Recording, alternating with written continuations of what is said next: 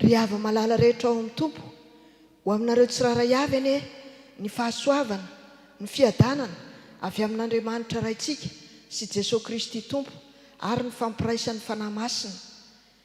Dia faly miarahaba anareo ry havana notahiana velonaina ny somatsara mahatratra ity alahady 12 ny volana Jolay ity taona 2024 alahady 15 manaraka ny Trinité alahadin'ny STK.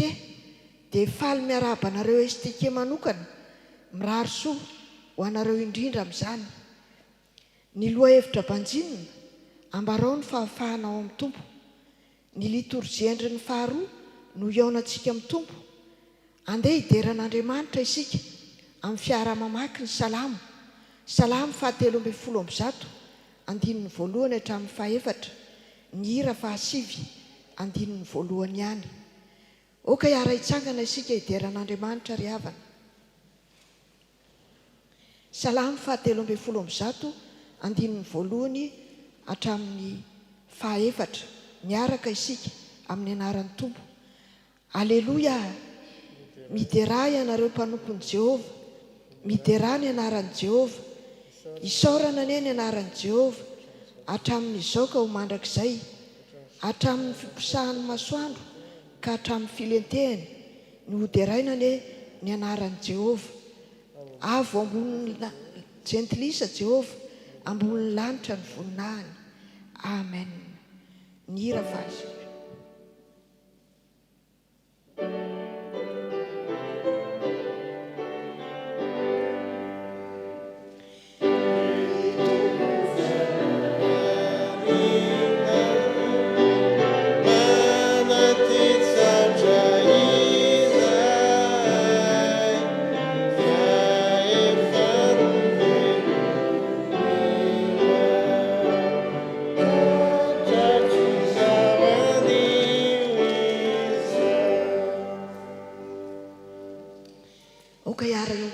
Isika ry havana.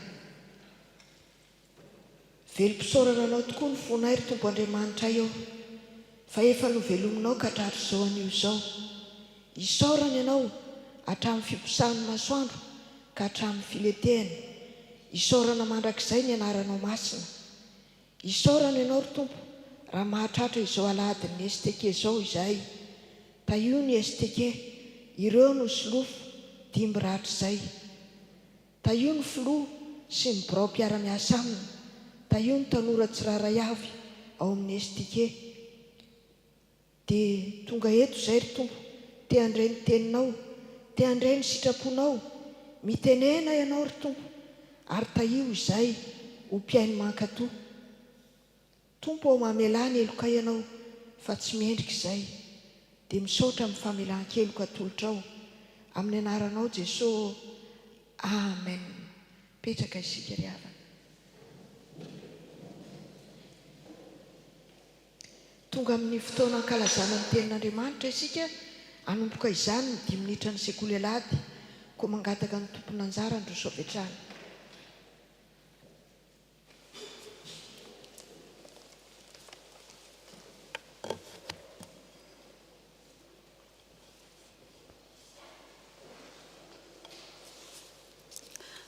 Bonjour les enfants, bonjour les jeunes. Je vais vous demander de vous lever, s'il vous plaît. Merci. Prions. Seigneur, merci pour ce moment de la séculalade que tu nous donnes aujourd'hui. Merci Seigneur parce que tu veux encore nous apprendre des choses. S'il te plaît, ouvre nos cœurs, ouvre notre esprit pour que nous puissions accueillir ta parole. Merci Seigneur. Amen. Le verset que j'aimerais partager avec vous aujourd'hui, c'est ce qui se trouve dans Ésaïe 40. Ésaïe 40, versets 30 et 31. Ésaïe 40, versets 30 et 31, qui dit, au nom de Jésus, « Les adolescents se fatiguent et s'épuisent, les jeunes gens se mettent à trébucher, mais ceux qui comptent sur l'Éternel renouvellent leur force. Ils prennent leur envol comme les aigles, ils courent sans s'épuiser et ils marchent sans se fatiguer. » Amen. Donc c'est de ce verset qu'on va parler aujourd'hui. Et puis, avant de commencer, j'ai trouvé que c'était assez intéressant ce que Tiavna nous a appris la dernière fois.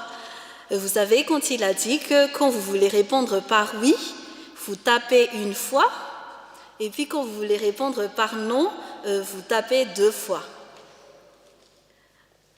Alors, on va faire un petit essai. Est-ce qu'on est dimanche aujourd'hui ?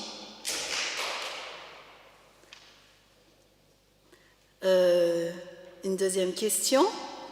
Est-ce que vous avez bien dormi ? D'accord, il y en a ceux qui n'ont pas bien dormi. Alors voilà, je pense que c'était clair par rapport à ça. Et puis, aujourd'hui, je voulais vous parler de ce verset. Et comme je vous l'ai dit tout à l'heure, dans le verset, il est dit qu'il court sans s'épuiser, il marche sans se fatiguer. Est-ce que parmi nous, on a des coureurs ? Non ? D'accord. Même pas un petit jogging le matin ? Non plus ? D'accord. D'accord. Alors, est-ce que vous avez déjà vu quelqu'un courir ?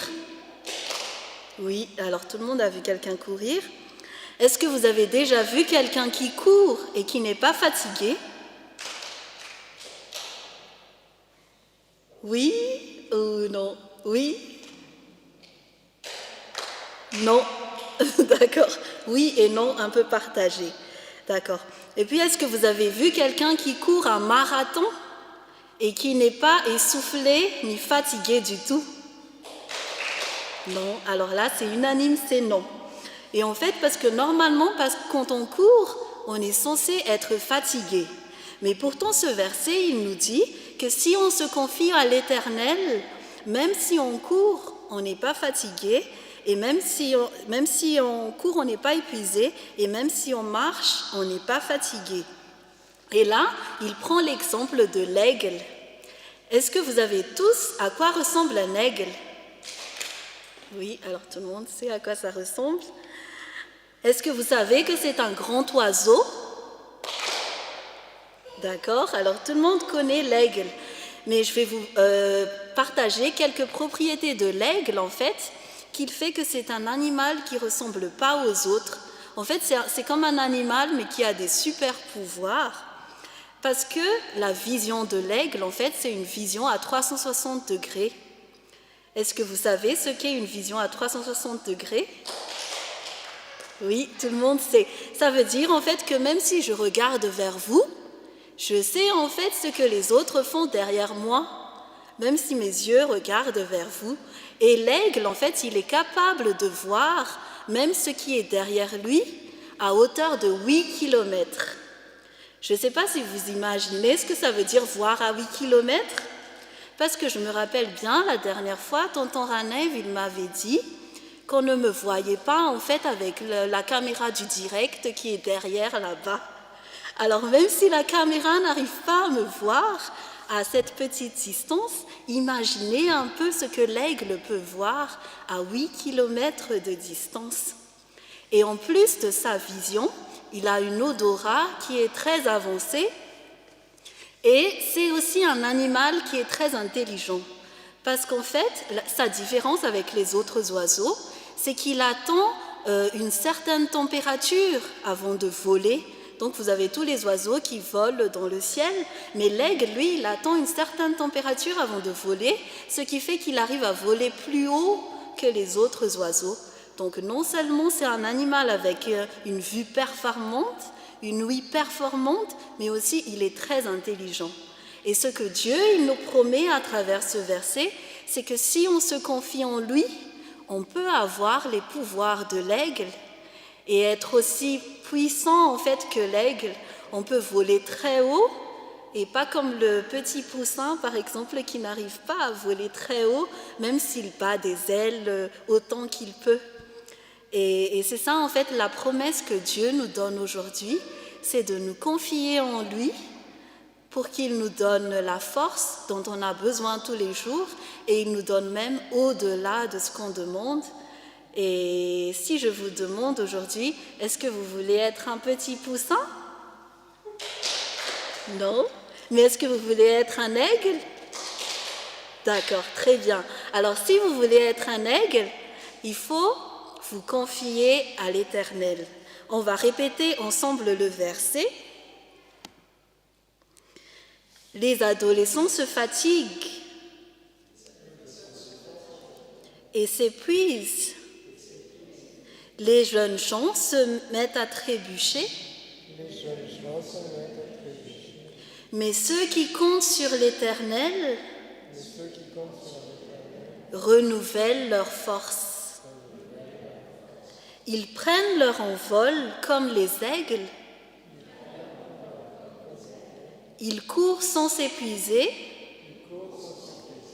Ils marchent sans se fatiguer. Amen. Prions. Seigneur, merci pour ton message d'aujourd'hui. Merci Seigneur de nous rappeler que nous pouvons puiser la force en toi. Seigneur, aide-nous à nous rapprocher de toi tous les jours et fais de nous des aigles. Merci Seigneur. Amen.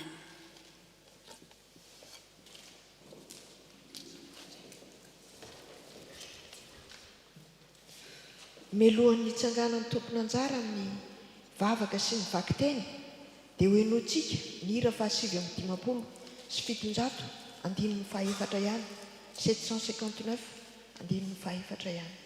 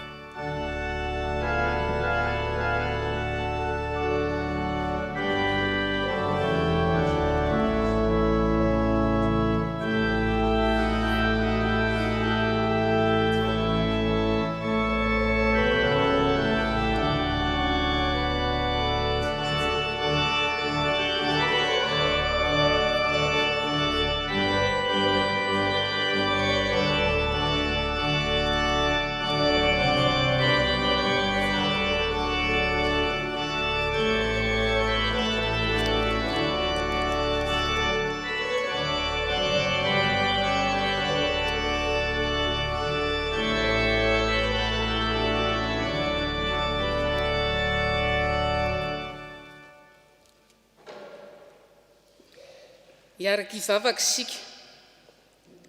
Andriamanitra, misaotra anao zahay fa mbola miteny sy miresaka aminay ianao amin'ny alalan'ny soratra masina.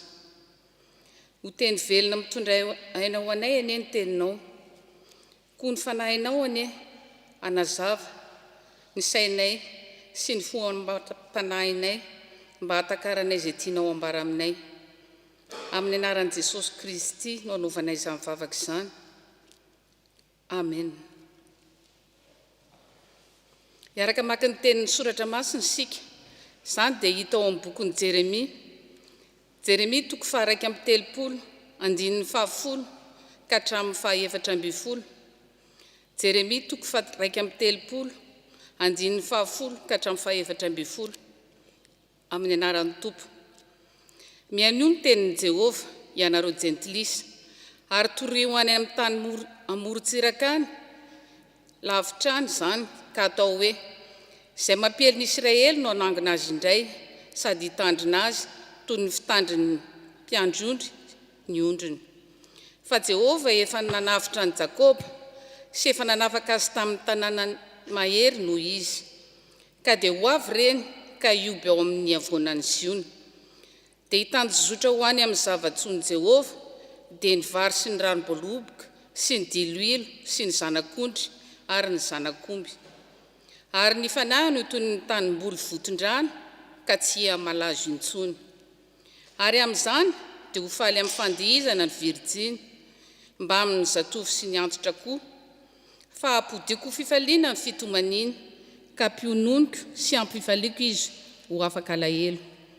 Dia hovokisako sava-matavy ny fanahin'ny mpisorona ary ny oloko voky ny zava-tsoako, ho Jehovah.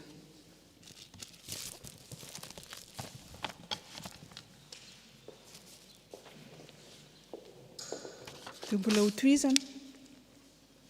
mbola dia mbola ho tohizantsika famakiana ny teny soratra masina, izany dia hita amin'ny filazantsara araka ny Lioka. Lioka 7:7-20 ka hatramin'ny 13 amin'ny anaran'ny Tompo.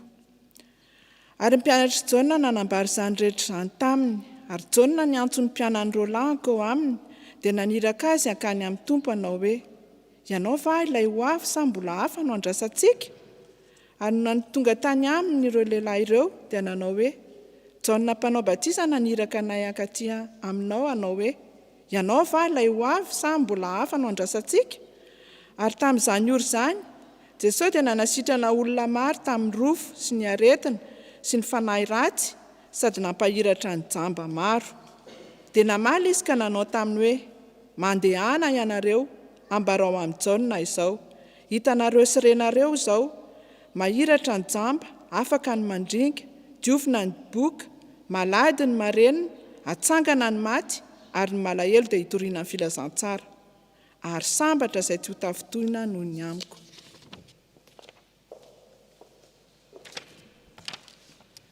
Ho tohizana ny famakiana ny teny, ka izany dia hita ao amin'ny epistily ho an'ny Galatiana. Galatiana 5:1-4 ka hatramin'ny 5. Galatiana 5:1-4 amin'ny anaran'ny Tompo. Indro, izaho Paoly milaza aminareo, fa raha mety ho forany ianareo, dia tsy ahasoanareo na dia kely akory azy Kristy. Ary lazaiko marina indray amin'ny olona manaiky ho forana rehetra, fa mpitrosa tsy maintsy mankatony lalàna rehetra izy. Dia tafasaraka amin'ny Kristy ianareo na izy izay mitady ho hamarinina amin'ny lalàna, efa lavy niala tamin'ny fahasoavany ianareo. Fa izahay amin'ny fanahy sy noho ny finoana, dia miandry ny fanantenana ny fahamarinana. Fa ao amin'ny Kristy Jesosy dia tsy mahasoa na ny famorana na ny tsy famorana, fa ny finoana izay miasa amin'ny fitiavana. Amen. Ray masino, manamasinanay amin'ny fahamarinana, teninao fahamarinana.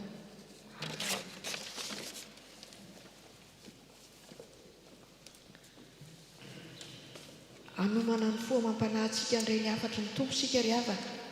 Meloha izany dia ataontsika ny hira fa 437-734 ny andinin'ny fahatelo ihany, hiram-bavaka ho an'ny tanora. Oka hiara hitsangana isika.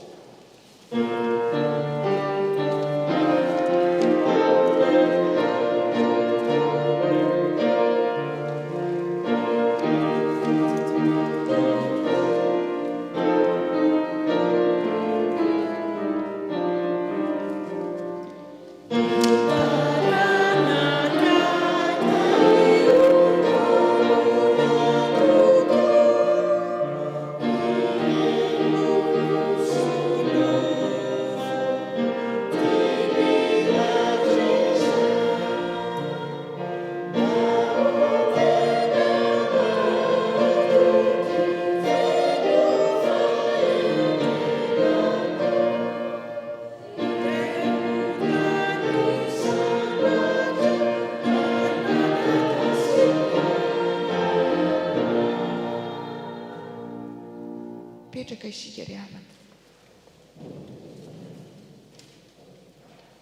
Dia mbola ampitomboina aminareo ny ry havana ny fiadanan'i Kristy. Ny soratra masina no fidiana kanany afatra dia ny filazantsara araka ny Lioka 7, ny 9-20 ka hatramin'ny 17. Averiko vakiana amin'ny anaran'ny Tompo. Ary ny mpianatra Jaona nanambara izany rehetra izany taminy. Ary Jaona ny antso ny mpianany roalahy ankao aminy, dia naniraka azy kany amin'ny Tompo hanao hoe, ianao va ilay ho avy sa mbola hafa no andrasantsika? Ary no ny tonga tany aminy ireo lehilahy ireo dia nanao hoe, Jaona mpanao batisa naniraka anay hankaty aminao hanao hoe, ianao va ilay ho avy sa mbola hafa no andrasantsika? Ary tamin'izay ora izay, Jesosy dia nahasitrana olona maro tamin'ny rofy sy ny aretina sy ny fanahy ratsy, sady nampahiratra ny jamba maro. Dia namaly izy ka nanao taminy hoe, mandehana ianareo, ambarao amin'ny Jaona izao hitanareo sy renareo izao, mahiratra ny jamba, afaka ny mandringa, diovina ny boka, malady ny marenina, atsangana ny maty, ary ny malahelo dia hitoriana ny filazantsara, ary sambatra izay tsy ho tafitohana noho ny amiko. Amen. Izany dia ananganantsika ny loha hevitra hoe ny mitory ny mpanafaka, ny mitory ny mpanafaka. Ny loha hevitra banjinina ato amin'ny sahan'ny FJKM mandritra ity volana Jolay ity dia hoe ambarao ny fahafahanao amin'ny tompo. Teny ny taonantsika, hitory ny fahafahanao amin'ny tompo, hitory ny vaovao mahafaly ao amin'ny tompo izany. Mandehana hoy Jesosy tamin'ireo mpanontany ny rahany Jaona, mandehana ianareo, ambarao amin'ny Jaona izao hitanareo sy renareo izao, mahiratra ny jamba, afaka ny mandringa, diovina ny boka, malady ny marenina, atsangana ny maty, ary ny malahelo dia hitoriana ny filazantsara. Afatra apetraka Jesosy amintsika koa izany amin'ity andro androany ity.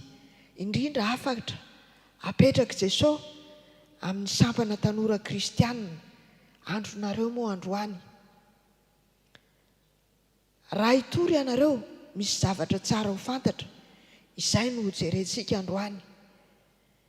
Ny loha hevitra hoentina amintsika, ny mitory an'i Jesosy mpanafaka. Zavatra roa no hojerentsika amin'izany. Voalohany, ny mitory an'i Jesosy mpanafaka, izany no anondrahana ny mpino.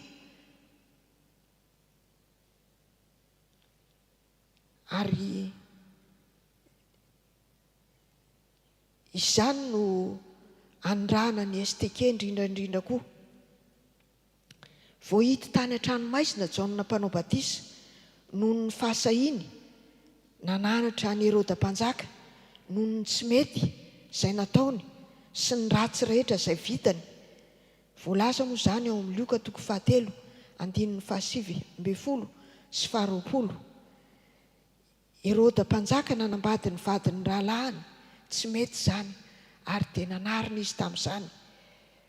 Dia nalefa tany am-ponja Jaona mpanao batisa. Eny, na efa nahita famantarana aza Jaona mpanao batisa fa Jesosy ilay Mesia nandrasana. Hitany izany tamin'ny nanaovana batisa an' Jesosy.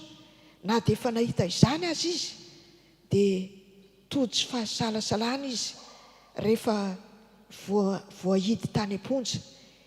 Eny, misalasala ny amin'ny tompo ny olona rehefa tody ady sarotra, misalasala na efa mpanompon'Andriamanitra aza. Misalasala Jaona mpanao batisa ka naniraka ny mpianany anontany an'i Jesosy hoe ianao va ilay ho avy sa hafa no mbola handrasantsika? Jesosy tsy namaly hoe eny na tsia, fa hoy ny 2:20, dia namaly izy ka nanao taminy hoe mandehana ianareo, ambarao amin'ny Jaona izao hitanareo sy renareo izao, mahiratra ny jamba, afaka ny mandringa, diovina ny boka, malady ny marenina, atsangana ny maty, ny malahelo hitoriana ny vaovao mahafaly.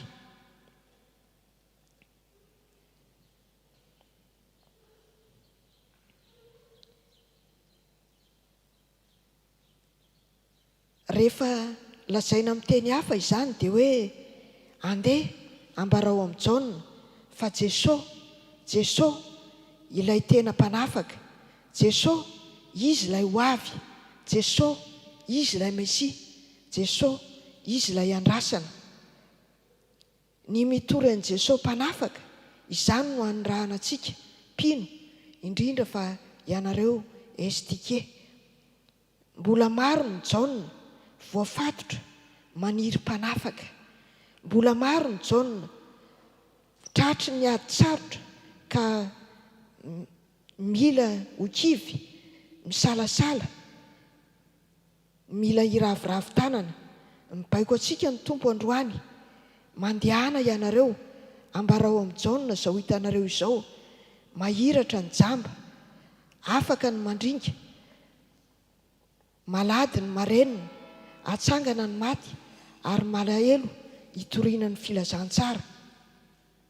Mbola be koa ny tsy mahalala nefa tratry ny ady sarotra, torio amin'izy ireny ny fahafahana ao amin'ny tompo.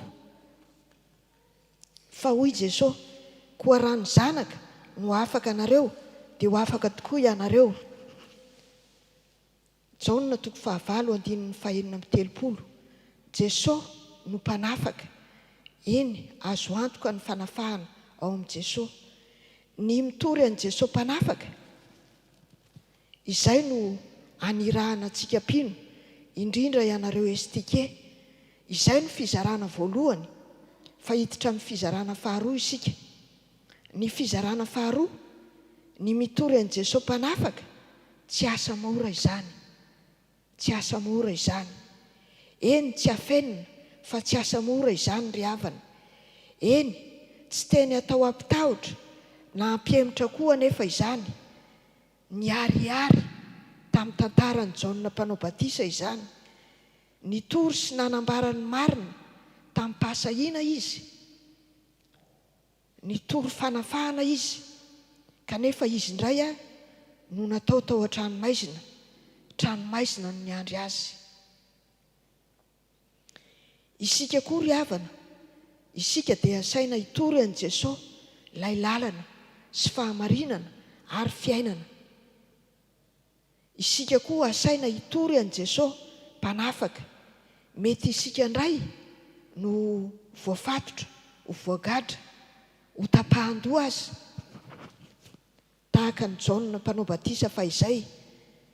Tsy atao mahakivy anefa izany, tsy atao mampiverin-dalana izany ry havana. Tsarovo Jesosy, tsarovo Jesosy, nanaiky ho elohana, nanaiky ho omboana teo amin'ny hazo fijaliana.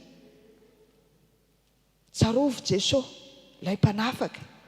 Izy nanolotra ny tenany, nandatsaka ny rany mba hamonjena antsika.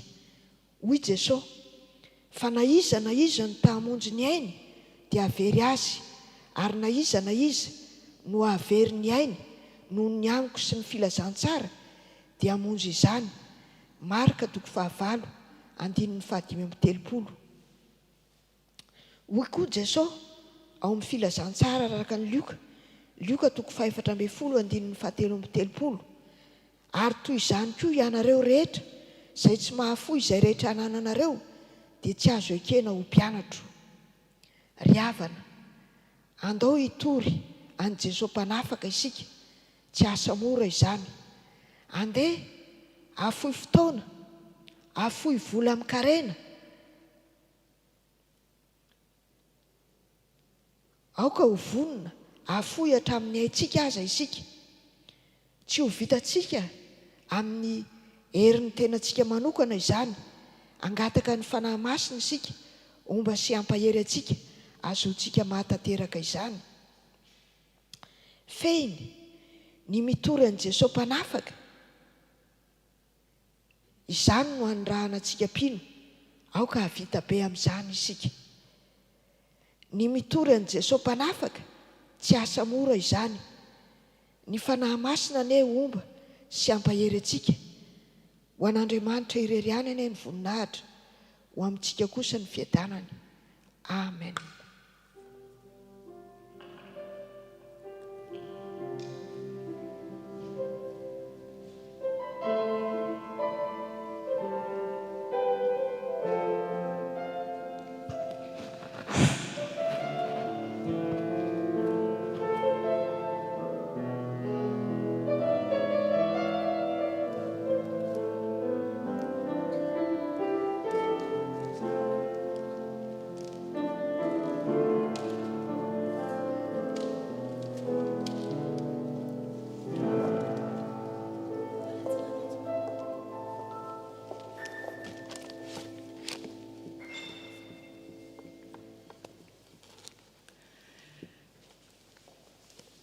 Iara hivavaka isika.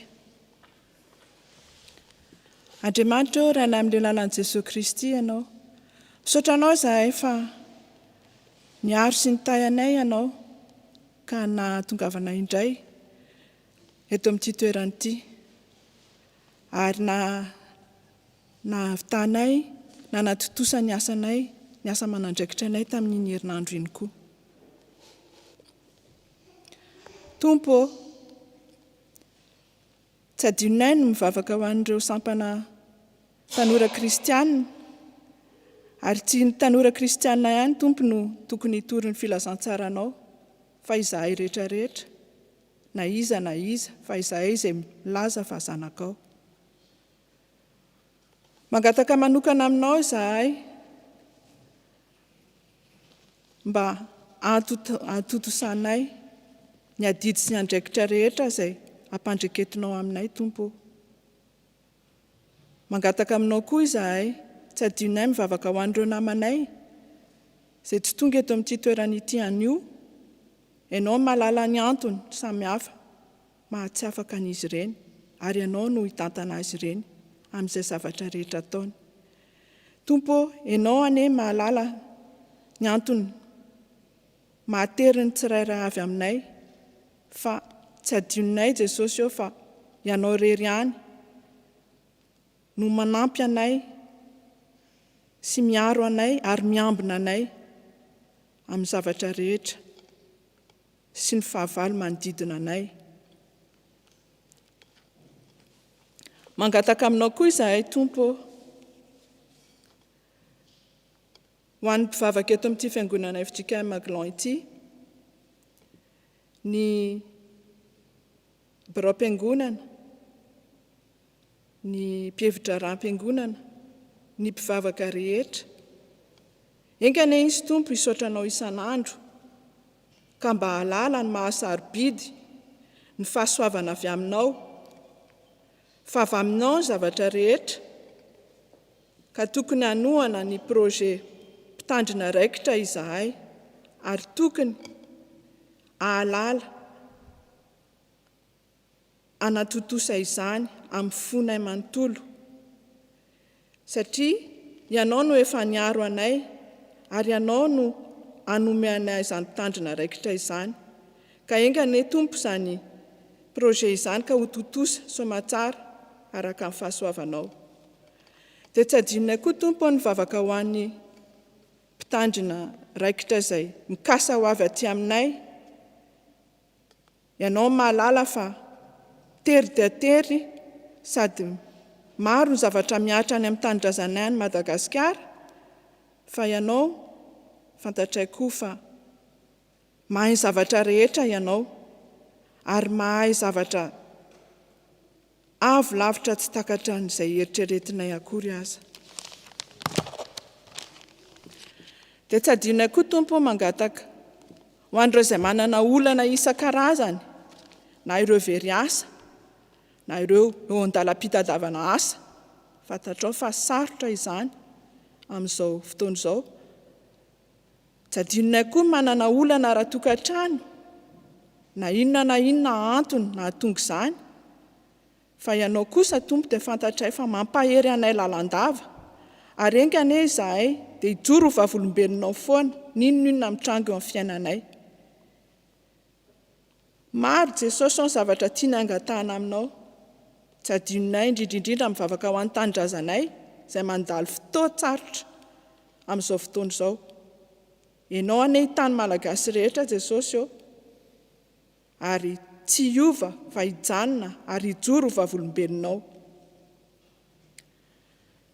Tompo, tsy adinonay koa mivavaka ho an'ity tany izay mampiatrano anay ity, na ny Suisse izany na ny Frantsa manodidina.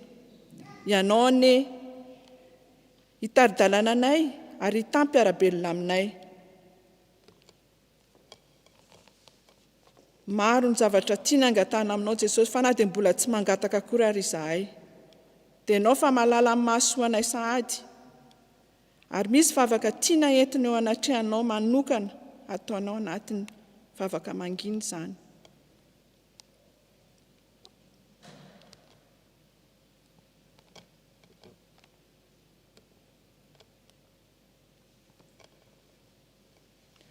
Tompo, izany vavaka rehetra izany dia entinay eto anatrehanao satria ianao fa nampianatra anay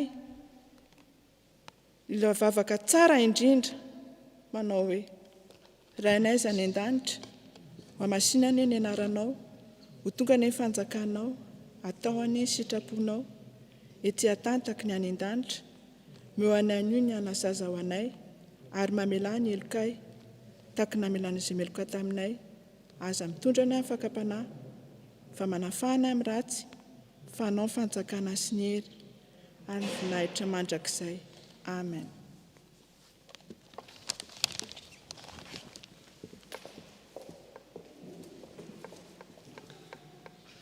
Andeha hanambarany fotsika isika ry havana ataontsika ny fanekempinoana apôstôlika oka hiara hitsangana isika amin'izany. Mino an'Andriamanitra raitso tompo mpanao ny lanitra sy ny tany aho ary mino an' Jesosy Kristy zanany lahy tokana tompontsika izay nitorotoronina tamin'ny fanamasina nateraky Maria Virjiny nijaly ranon'abako Ponty Pilato nomboana tamin'ny hazo fijaliana maty ka nalevina nidina tany ny fiainantsika nitsangana tamin'ny maty tamin'ny andro fahatelo niakatra ho any an-danitra mipetraka eo ankavan'Andriamanitra raitso tompo avy any miaviany tsara ny velona sy ny maty mino ny fanahy masina aho ny fiangonana masina manerana izao tontolo izao ny fiombonany olona masina ny famelan-keloko ny fitsanganany tena ny maty ary ny fiainana mandrakizay amen. Petraka isika. Izao dia tonga amin'ny fotoana filazana ny raharaha-piangonana isika ry havana.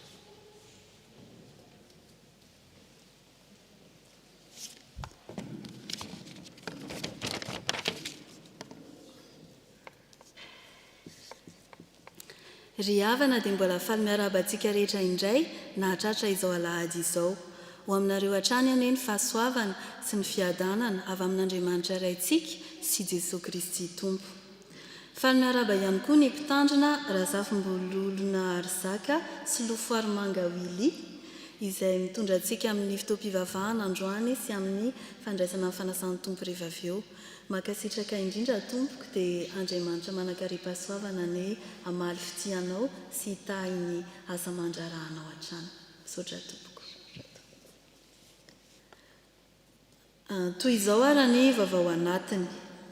Fepetra Covid-19. Noho ny aretina Covid-19 izay hitantsika fa mahazo vahana indray ankehitriny dia hamafisina amintsika ny fanarahana tsakany sy andavany ireto fepetra izay noraisin'ny conseil paroisial ireto. Izany no natao dia entina hisorohana ny mety hisina na ho fiomboan'izany aretin'izany eto amintsika. Ny eto Glan manokana, ny trano fiangonana ihany no azontsika ampiasaina fa tsy afaka mampiasa ireo efitrano hafa isika tahaka ny lacure, ny salle départ na ny sacristie. Ny trano fiangonana dia efa misy marika hipetrahan'ny olona mba hanajana ny fepetra tsy fifanakakaizana. Hira vitsy ihany no afaka iraina, ny ankamaroan'ny hira dia noina. Tsy manatanteraka hira ny antoko-pihira sy ny STK mandritra ny fanompoam-pivavahana. Ny ankizy dia miaraka amin'ny fianakaviana tsirairay avy. Misy fepetra manokana izay tarihin'ny diakona eto amintsika mandritra ny fandraisana ny fanasan'ny tompo. Ny fanomanana ny fitaovana rehetra ampiasaina dia atao manaraka ny fepetra ara-pahasalamana mifanaraka amin'izany. Ny anarana sy ny telefonin'ny mpandray anjara amin'ny fanompoam-pivavahana dia raisina ary tazonina mandritra ny 5 andro. Ny an'ny Saint Julien manokana miampy ireo fepetra rehetra izay eto Glan dia tsy maintsy manao masika avokoa ny mpiangona rehetra. Momba ny fiaonan'ny sampana indray dia toy izao. Ny sampana sy ny antoko-pihira dia angatahana mba tsy hanao fiaonana, fivoriana, na fampianarana, na fiofanana, na fianaran-kira, miaona sy mifanatrika aloha amin'izao fotoana izao. Izany zavatra izany anefa dia azo atao en ligne. Faharoa, fivoriam-be fanapahana ny teti-bola 24.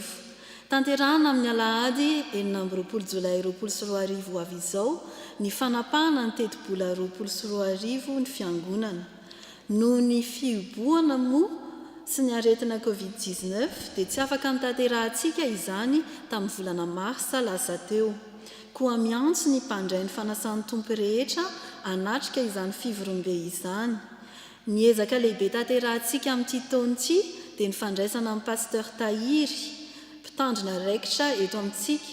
Niezaka moa dia ny fitediavana ny enti-manana amin'ireo fandaniana rehetra atrehana ahafahany mipetraka aty amintsika amin'ny doktorat izay tanterahany mandritra ny 9 taona hipetrahany aty sy hitarihany ny fiangonana FJKM Maglan. Koentanina isika ry havana anohana izany ezaka izany, indrindra isika mpandray ny fanasan'ny tompo amin'ny fanatanterahana ny adidin'ny mpandray. Nitatitra momba ny dossier fahatongavan'ny pasteur Tahiry, mpitandrina raikitra ety amintsika. Tiana ny mampitatsika mpiara-mivavaka fa eo ampanomanana ny dossier visa i pasteur Tahiry ankehitriny, mangataka atsika hitondram-bavaka hatrany ny tetikasa rehetra. Manaraka fanentanana fianarana katekomena. Misy fianarana katekomena eto anivon'ny fiangonana ry havana, entanina isika mpiangona izay maniry anatanteraka ny fianarana irosoana ho mpandray anatina ny birao-piangonana akaiky atsika. Aza misalasala manantona ny ranaivo momba ny fandaminana momba ny fianarana katekomena. Manaraka diffusion live ny culte. Araka ny efa hitantsika moa izay nandritra ny alahady 2 na 3 dia misy diffusion live ny culte atsika izay atao en présentiel amin'izao fotoan'izao mba hitsinjovana ireo izay tsy afaka miara-miombavaka amintsika eto. Ny enregistrement moa dia hitantsika ao amin'ny site web ny fiangonana rehefa ao aorianan'ny culte. Ary farany ny rakitra tany Saint-Julien tamin'ny 10 Jolay 2024 farany teo dia 72,10 francs suisses sy 56,51 €. Ny rakitra fandraisana kosa dia 66,50 francs suisses ary 44,32 €. Manaraka raha misy amintsika ry havana no androany vao tonga teto anivon'ny fiangonana dia angatahana mba hitsangana tompoko.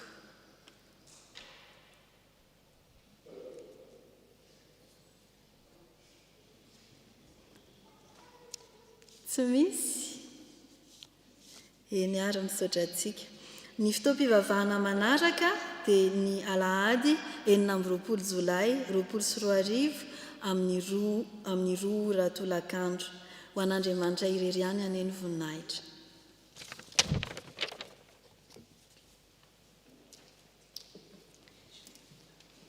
Iroso amin'ny rakitra isika ry havana, tsarova fa mpanome amin'ny mpifaliana no ankasitrahan'ny tompo.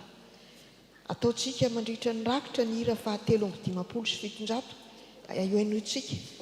oenoitsika 753.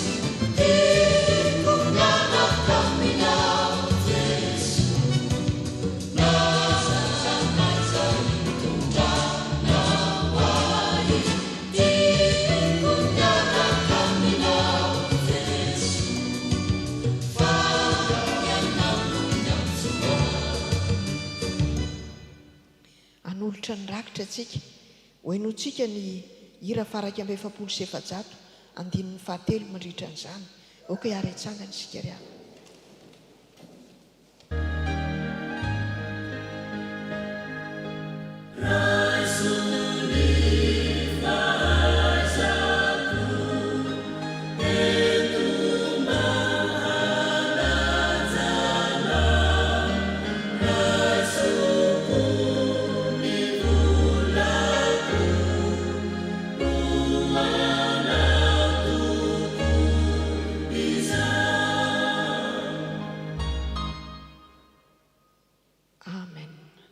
petraka isika.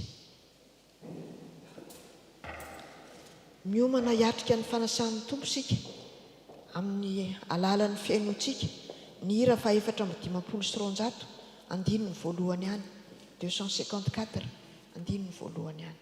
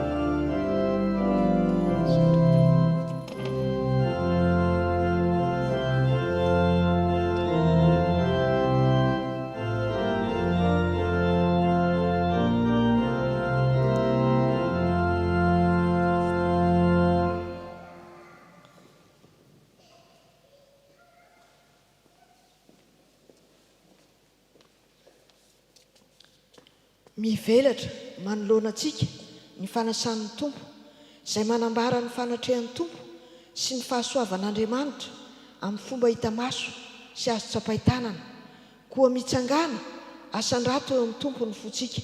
Oka hiara hitsangana isika ry havana.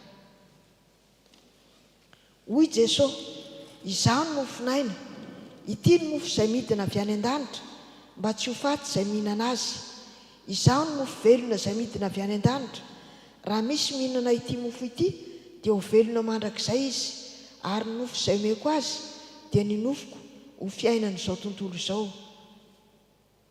Amen. Vavaka isika.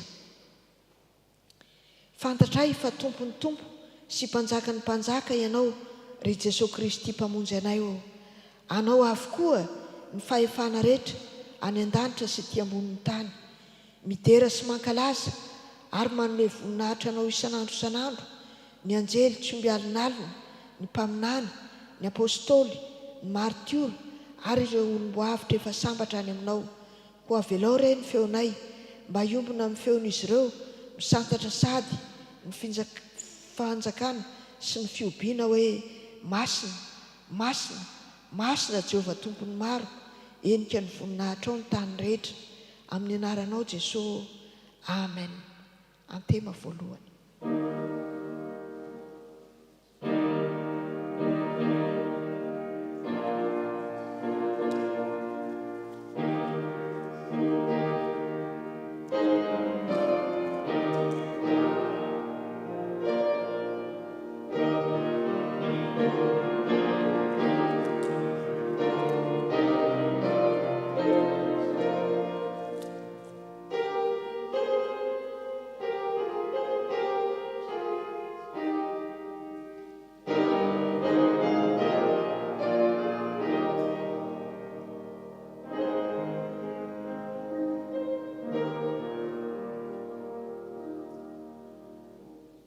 Petraka isika ry havana. Ry hava malala ao amin'ny tompo, aoka hoanitsika ny teny fanorenana izao sakramenta masina izao amin'ny anaran'ny tompo. Fa i Jesosy tompo tamin'iny alina iny izay namadiana azy dia nandray mofo, ary rehefa nisaotra izy dia novakiny ka hoy izy, raiso, hamy, ity ny tenako izay omena ho anareo, izao no ataovy ho fahatserovana. Dia arak'izany koa ny kapoaka rehefa nihinana dia hoy izy, misotro amin'ity ianareo rehetra, fa ity ny rako dia ny amin'ny fanekena vaovao izay alatsaka ho an'ny rehetra ho famelan-keloko.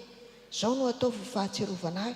Na oviana no misotro ianareo, fa na oviana ianareo mihinana itony mofo tony sy misotro amin'ny kapoaka dia manambara ny fahafatesan'ny tompo ianareo mandra-piavina. Amen. Oka hiara hitsangana isika.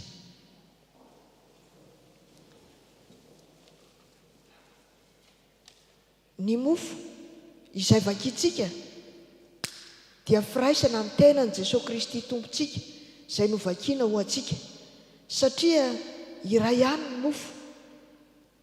Isika koa dia tena iray ihany na dia maro aza, fa isika rehetra dia samy mandray amin'izany nofo ray izany avokoa.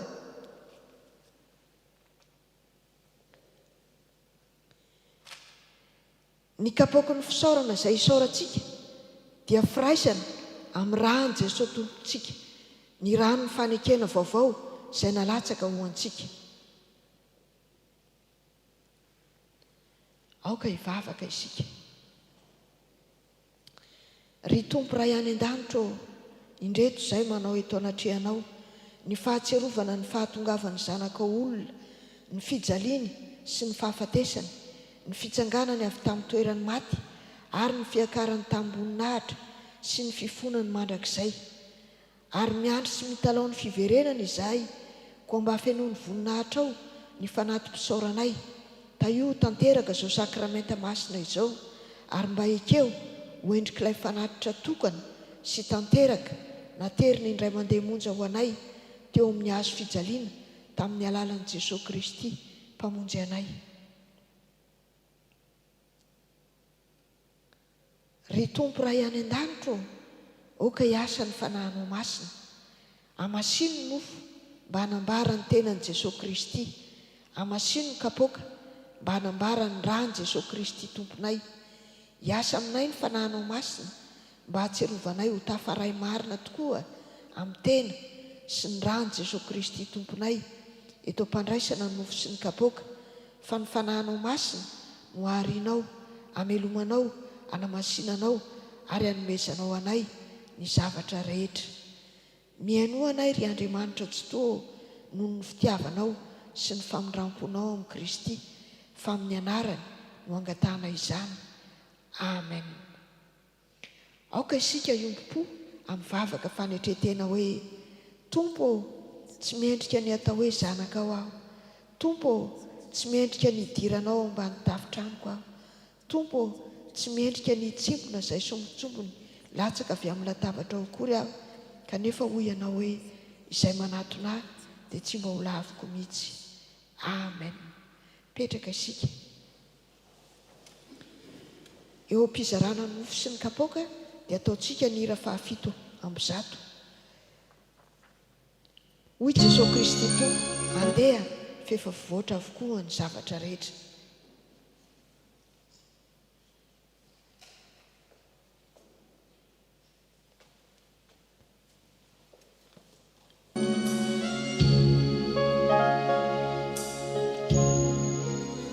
Andeha zarao am-pitiavana amin'ireo namantsika amin'ny anaran'ny tompo izany.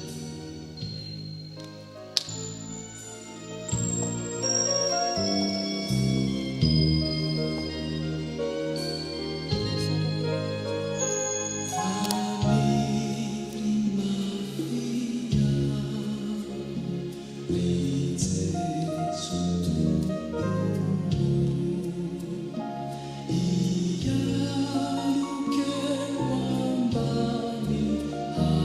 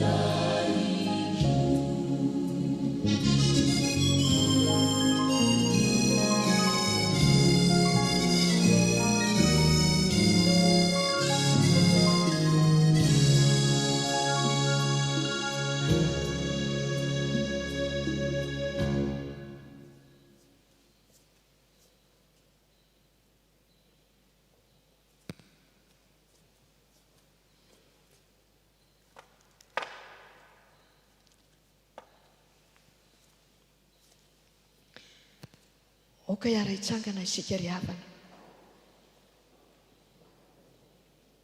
Hoy Jesosy Kristy Tompo, raiso hano, ity ny tenako, izao no ataovy ho fahatserovana ahy.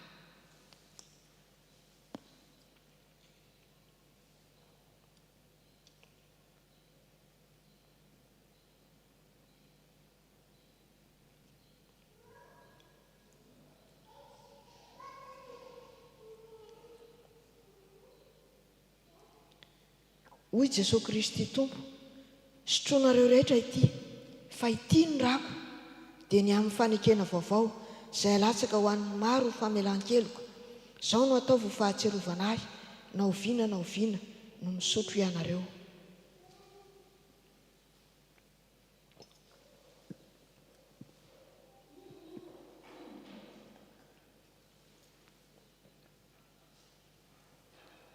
Oka hiara hivavaka isika ry havana.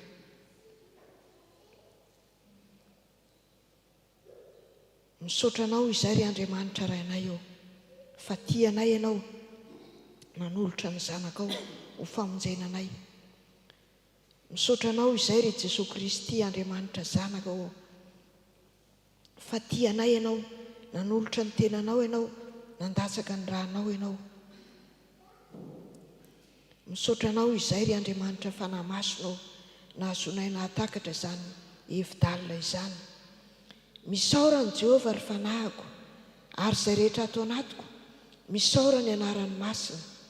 Misaora ny Jehovah ry fanahiko, ary aza misy adinoinao ny fitahiany rehetra, izay mamela ny elokao rehetra, izay manasitrana ny aretinao rehetra, izay manavitra ny ainao tsy hidina ny andavaka, izay manarona famondram-po sy fiantrananao, izay mahavokisoa ny vavanao, ny fahatanoranao mody indray toy ny andro voromahery.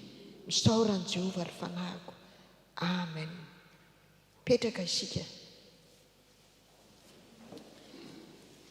Eo am-panangonana ny kapoaka sy ny rakom-pisaorana dia ataontsika ny firana fanampiny. Firana fanampiny laharana 430.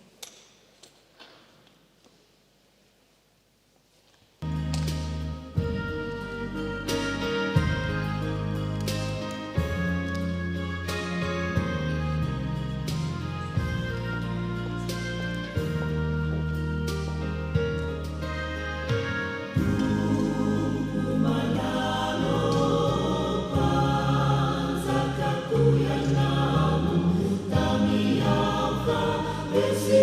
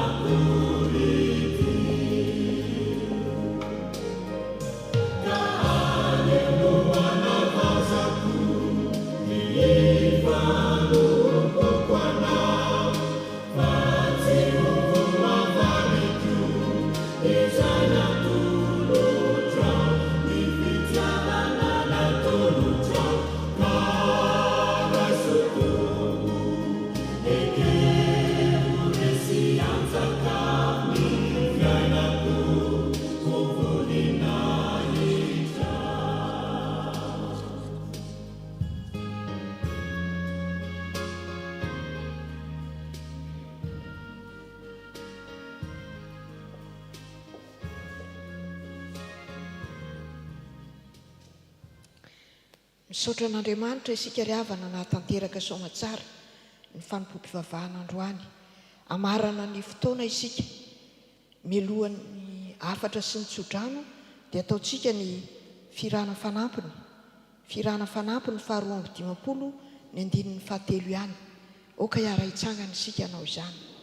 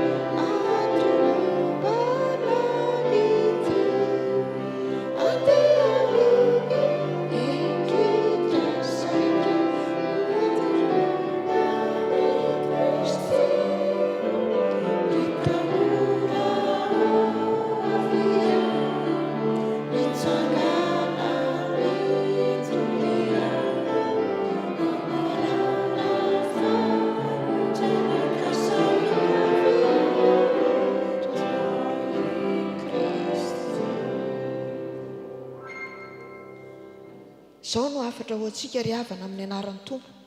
Koa tahaka ny nandraisanareo an'i Kristy Jesosy Tompo dia mandehana ao aminy araka izany koa, ka mamaka tsara sy miorina mafy ao aminy ary tafatoetra amin'ny finoana toy ny efa nampianarana anareo ka mazoto amin'ny fisaorana. Amen. Ho tanteraka aminareo ny tsodrano tononona amin'ny anaran'ny Tompo. Miay anareo ny Tompo ka miaro anareo, mampamirapiratra ny tavany aminareo ny Tompo ka mamindra fo aminareo, manandratra ny tavany aminareo ny Tompo ka manome anareo fiadanana. Amen. Oka iara hipetraka anao vavaka mangina.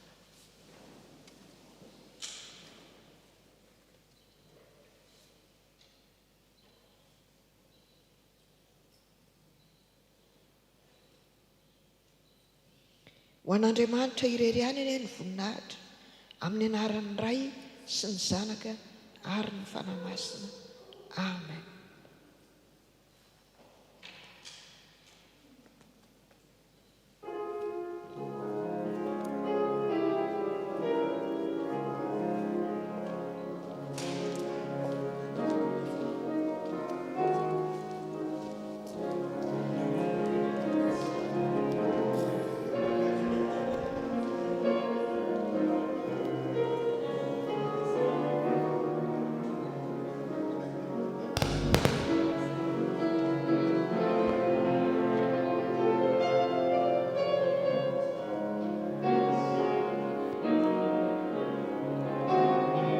Misaotra